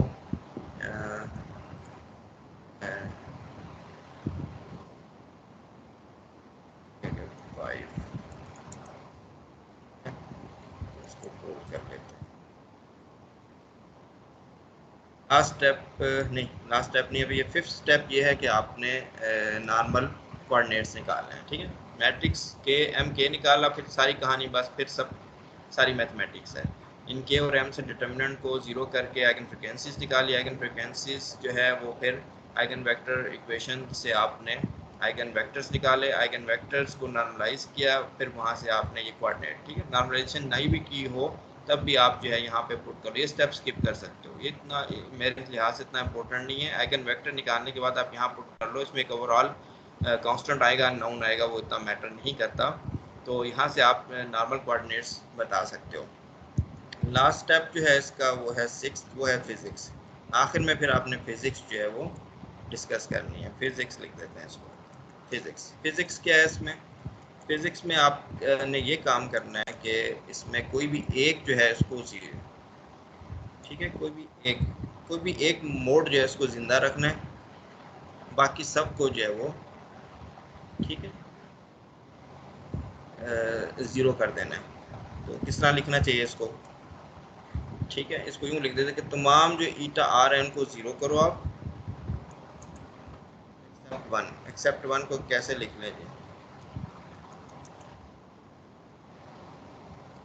तो एस कह देते हैं, ठीक है। तमाम को आप ज़ीरो कर दो एक्सेप्ट वन, तो उससे आपको फिजिक्स पता चलेगी कि मैं सिर्फ एक मोड को देखना चाह रहा हूँ कि वो कैसे बिहेव कर रहा है। जिस तरीके से मैंने वहाँ पे किया था, वहाँ पे दो केसेस में तो आपको सिंपल सी चीज़ है, ईटा 1 था, ईटा 2 था, हमने ईटा 1 को 0 किया तो ईटा 2 की फिजिक्स बताई, फिर ईटा 2 को 0 किया तो ईटा 1 की बताई। लेकिन अगर आपके पास ईटा 1, ईटा 2, ईटा 3 है, 3 है, ठीक है, तो फिर आपने अगर ईटा 1 की फिजिक्स बतानी है तो ईटा 2 और ईटा, ठीक है, ईटा हाँ ईटा 2 और ईटा 3 को 0 करना है। अगर आपने ईटा 2 की फिजिक्स बतानी है तो 1 और 3 को 0 करना है। ठीक, तो इस तरीके से वो इनिशियल कंडीशंस आपको पता चल जाएंगी जो कि काम ये बाउंड्री कंडीशंस। तो यहाँ पे क्या था कि ईटा 2 को मैंने 0 किया तो ईटा 1 की फिजिक्स पता चली, और फिर ईटा 1 को 0 किया तो ईटा 2 की, और वो फिजिक्स फिर आपने इस तरीके से बतानी है कि भाई किस किस्म की वो ऑसिलेशंस होंगी। जैसे ये बनी थी एंटीसिमेट्रिक मोड और सिमेट्रिक मोड। तो इन जनरल कोई भी मैं प्रॉब्लम देता हूँ तो उसमें आप किस तरीके से वो बताओगे कि किस किस्म की मोशन हो रही है, ये मोड कैसे बिहेव कर रहा है, वो मोड कैसे बिहेव कर रहा है। ठीक है, तो ये आगे हम काफ़ी प्रॉब्लम्स करेंगे। अब मैं इसको फिज़िक्स वाले पार्ट को भी आप लोगों को बताऊंगा कि किस तरीके से फिर आपने इसको करना है।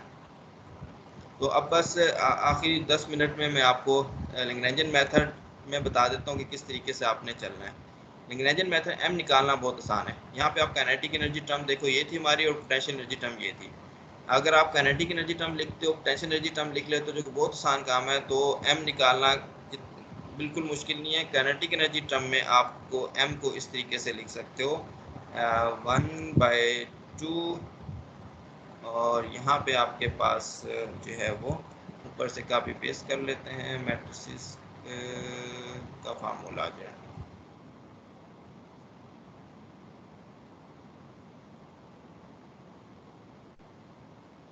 ये ये बस इससे। तो यहाँ पे आपके पास बन जाएगा कुछ इस तरीके की शक्ल बन जाएगी इसमें, ये, और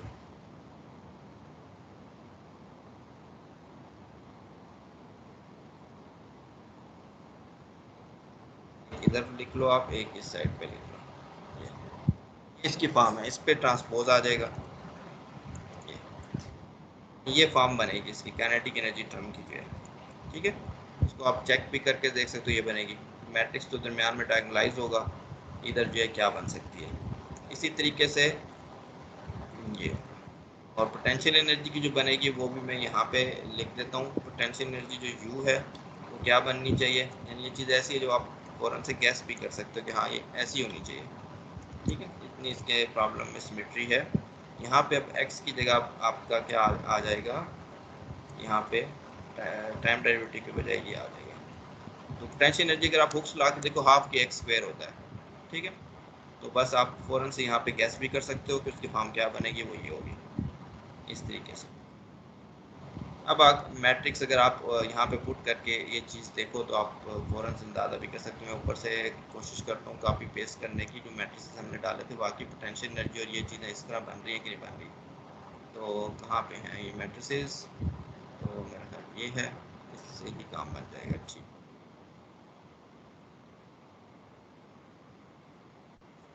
कॉपी पेस्ट करके देखते हैं, एक ये मैट्रिक्स आपका बन जाएगा यहाँ पे हाफ, यहाँ पे आपके पास कॉलम मैट्रिक्स आएगा, फिर ये वाला आएगा कॉलम मैट्रिक्स। यहाँ से कॉपी कर लेते हैं, इसका एक डॉट ख़त्म करना है हमने, एक यहाँ तो ये एक डॉट ख़त्म और ख़त्म, और इसी का रो भी बनाना है आपने। रो बना लेते हैं, यहाँ पे किस तरह बनेगा, रो जो है रो बन गया, और यहाँ पे आपके पास देगा एक जो है यहाँ पे 1 के साथ आ जाएगा ये। ठीक है, 1/2 ये करके इस तरीके से ये जो है यहाँ पे के के साथ बन जाएगी आपकी। ये आपका बन गया इक्वल्स टू 1/2, और यहाँ पे ये, और इसको जो है आपने बन जाएगा, हो गया, और ये जो है 1 आ गया, हो गया सारा सही। अब इसको आप चेक कर सकते हो। अब इसको जब आप मल्टीप्लाई करोगे, इससे मल्टीप्लाई होगा x1 डॉट और ये x1 डॉट। ठीक है, तो m x1 डॉट स्क्वायर आ जाएगा, हाफ का वेक्टर बाहर। इसी तरह x2 जो है वो इससे मल्टीप्लाई, इससे, तो ये इसी चीज़ को भी आप इस तरीके से देख सकते हो पोटेंशियल एनर्जी को। कि यहाँ पे x1 जो है इससे मल्टीप्लाई होगा और इससे, तो एक टर्म तो ये वाली बनेगी आपकी, ये वाली, ठीक है। और दूसरी भी देख लो आप, जो है वो इससे जो है वो x2 की भी बनेगी। और फिर क्रॉस टर्म जो है उसमें आप देख लो कि x1 अगर इससे मल्टीप्लाई होता है और x2, और फिर x2 इससे मल्टीप्लाई होता है फिर x1, तो ये कापा 1 कापा 2 से ये वाली टर्म जो है ये आपकी बन जाएगी, ठीक है। तो यहाँ पे जो है थोड़ा सा कुछ गड़बड़ लग रही है, के में ना थोड़ी सी कुछ गड़बड़ लग रही है मुझे। ये मुझे थोड़ा सा देखना पड़ेगा, माइनस साइन का लग रहा है कि यहाँ पे माइनस साइन जो वो आना चाहिए, ठीक है। ऊपर मैंने माइनस साइन की थोड़ी सी कोई गड़बड़ कर दी है, तो वो मैं देख लेता हूँ, ये अगर हो जाए तो फिर सही है। अब सही है मेरा ख्याल, ठीक है। तो पोटेंशियल एनर्जी में ये है, ऊपर मैं उसको थोड़ा सा करेक्ट करूँगा वो के को, वहाँ पे कुछ गड़बड़ लगी है। फिर आप एक और अंदाज में भी देख सकते हो, आप काइनेटिक एनर्जी जो है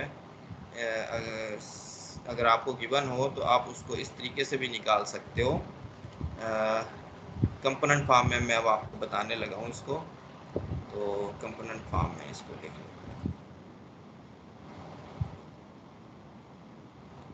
जो है ना इसकी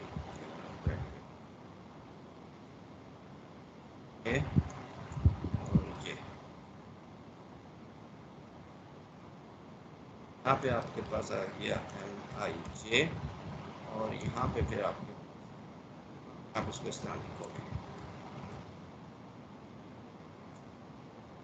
ठीक है। यही चीज़ आपके नीचे यहाँ पे आ जाएगी आपके एक्स स्क्वायर में, इसको आप लिख सकते हो बस u, इधर जो है के आ जाएगा, इधर के आ जाएगा, और इधर जो है कि टाइम डेरिवेटिव नहीं होंगे, और ये आप ये कर सकते हो कि काइनेटिक एनर्जी टर्म MI निकालना हो तो कैसे निकलेगा, MIJ, ये असल में निकलेगा, काइनेटिक एनर्जी का डेरिवेटिव लेना है आपने, वो मैं आपको बता देता हूँ बस। यहाँ पे फिर हम स्टॉप करेंगे, बस एक फार्मूला मैं आप लोगों को बताने लगा हूँ, और ये काइनेटिक एनर्जी का आपने डेरिवेटिव लेना है,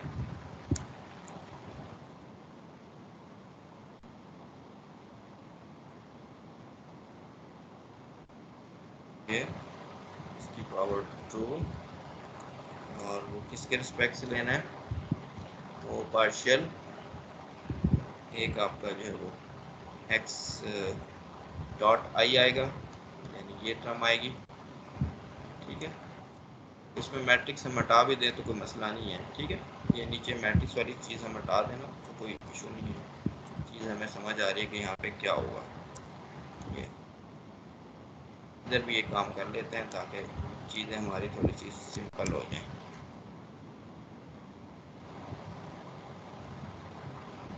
तो ये जो चीज़ है मैं वहाँ पे लिख देता हूँ ऊपर,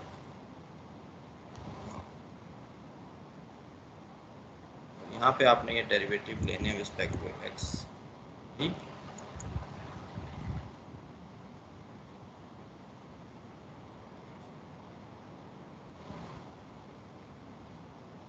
ये फार्मूला जो है ये तैयार हो गया आपका, MIJ जो है निकलेगा, काइनेटिक एनर्जी का डेरिवेटिव लेना है रिस्पेक्ट टू एक्स, और ये, ठीक है। तो फिर ये आपका MIJ जो ये बन जाएगा यहाँ पे। इसी तरीके से ये फार्मूला आप बना सकते हो, ये आप करके देख सकते हो। वो पोटेंशियल एनर्जी का बनेगा, पोटेंशियल एनर्जी में आपने यू के रिस्पेक्ट से डेरिवेटिव लेना है, और विदाउट डॉट जो है, ये जनरलाइज कोऑर्डिनेट्स हैं असल में, मैंने ज़्यादा डिटेल में वो चीज़ बताने की कोशिश नहीं की, अक्सर स्टूडेंट फिर बहुत ज़्यादा कंफ्यूज ही हो जाते हैं, तो बस मैंने एक एग्जांपल का सहारा लेते हुए आप लोगों को ये चीज़ बताने की कोशिश की है। तो यहाँ पे ये आप ख़त्म कर दो ये वाला चीज़ और ये चीज़, और यहाँ पे भी ये खत्म, और ये कंपोनेंट आ गया इसके कंपोनेंट फॉर्म में, ठीक है। पोटेंशियल एनर्जी जो है वो आपकी इस तरीके से बन जाएगी। तो पोटेंशियल एनर्जी आपने तैयार कर ली, उसके डेरिवेटिव्स लेने हैं आपने, ठीक है, विद रिस्पेक्ट टू यहाँ पे x1 x1 x1 x2 x2 x1 x2 x2, पूरा मैट्रिक्स बन जाएगा जैसा 2x2 है, इसी तरीके से ये। तो काइनेटिक एनर्जी आपकी तैयार है ऊपर, इसके जब आप डेरिवेटिव लोगे दो जो है तो आपका ये एलिमेंट सारे बन जाएंगे, तो मैट्रिक्स तैयार हो जाएगा। इसी तरीके से पोटेंशियल एनर्जी आपने एक दफ़ा लिख ली, जैसे कि ये लिखी आपने यहाँ पे, इसको जो है ऊपर ले जाते हैं हम, तो ये, और उसके बाद आपने पोटेंशियल एनर्जी के दो डेरिवेटिव लेने हैं, मैट्रिक्स बनाने हैं with respect to x1 x2, तो वो आपका k बन जाएगा। तो ये तरीका आसान है, इसमें m और j पहला स्टेप आपका हो जाएगा। बाकी स्टेप्स जो हैं फिर हम देख सकते हैं आगे क्या है, आगे कुछ भी नहीं है, फिर आइगन वैल्यू प्रॉब्लम रह गया आपके पास, और आखिर में फिजिक्स है। m और k आपने निकाल लिया पोस्ट मेथड से, पोटेंशियल एनर्जी से, फिर आपने जो डिटर्मिनेंट जीरो करके फिर फ्रिक्वेंसीज निकाल ली, आइगन वेक्टर निकाल लिया, नॉर्मलाइज कर लिया, उससे नॉर्मल कोऑर्डिनेट्स निकाल लिया, फिर उसकी फिजिक्स जो हम डिस्कस करेंगे। तो मैं यहाँ पे जो है अभी इसको हम स्टॉप कर लेते हैं। आप लोगों को क्वेश्चन है इससे रिलेटेड, फिर मैं जो है आगे आपको कुछ एग्जांपल्स नेक्स्ट लेक्चर में कराऊंगा जिसमें आप इसकी एप्लीकेशन देखोगे। 2-3 एग्जांपल मैं आपको बताऊंगा, कुछ प्रॉब्लम बताऊंगा जो आप लोग उस पर भी प्रैक्टिस कर सकोगे। ठीक है, तो ये है इधर मेथड। तो अब देखते हैं अगर किसी स्टूडेंट का कोई क्वेश्चन है तो कर लो आप लोग।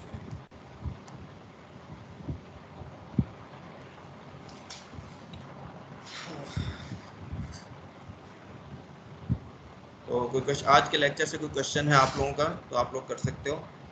तो और अगर आज के लेक्चर से कोई क्वेश्चन नहीं है तो मैं फिर रिकॉर्डिंग स्टॉप कर दूंगा।